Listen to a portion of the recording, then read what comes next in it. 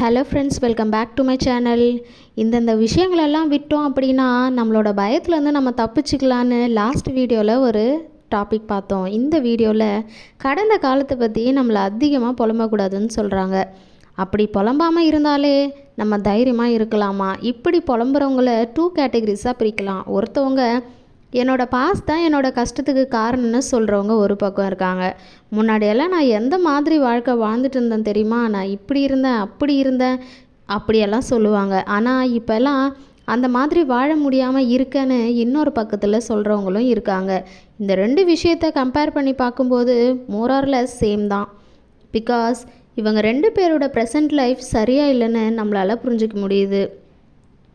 எப்போது ப்ரெசண்ட்டில் நம்மளால் நல்லா இருக்க முடியலைன்ற பயம் வருதோ அப்போவே நமக்கு நம்மளோட ஃப்யூச்சரை பற்றியான பயமும் சேர்ந்தே வந்துடும்.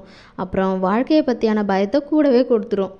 ஸோ நம்மளோட நிம்மதியும் அதோடு சேர்ந்து போயிடும். அதனால் பாஸ்ட் மெமரிஸை பற்றி புலம்புறதை நிறுத்திட்டு அது நமக்கு பயத்தை கொடுக்குன்ற அந்த தாட்டை மனசில் வச்சுட்டு அதிலிருந்து நமக்கு நாமே ஃப்ரீடம் கொடுத்துக்க ட்ரை பண்ணிக்கணும். ஸோ கைஸ், நீங்கள் எந்த மாதிரியான பர்சன் அப்படின்றத மறக்காமல் கமெண்ட் பண்ணுங்கள். இந்த வீடியோ உங்களுக்கு பிடிச்சிருந்தது அப்படின்னா மறக்காமல் நம்ம சேனலை சப்ஸ்கிரைப் பண்ணிவிட்டு கூடவே இருக்கக்கூடிய பெல் ஐக்கானையும் கிளிக் பண்ணிக்கோங்க. அப்போ தான் நான் போடக்கூடிய இன்ட்ரெஸ்டிங்கான வீடியோஸோட நோட்டிஃபிகேஷன் உங்களுக்கு வரும். தேங்க்யூ ஃபார் வாட்சிங்.